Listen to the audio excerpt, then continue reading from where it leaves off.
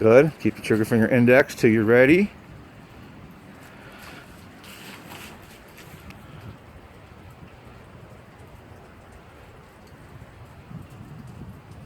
And whenever you're ready, honey.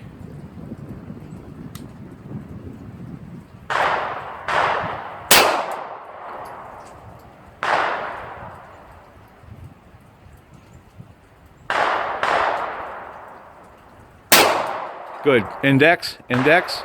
Bring it back and rest. Keep it pointed down range, right? Mm-hmm. Now you're rested. Now go back out, get those last 2 rounds in there.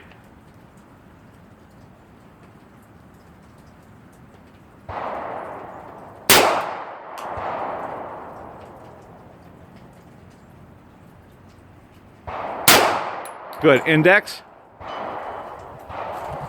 Good. Now set it down. Turn it sideways. Keep it pointed down range and set it down. Good job. That's a 9mm, your first shot. So let's go take a look at this. Going down range. There's no one else here. Now I was goofing around. I put a couple of holes in.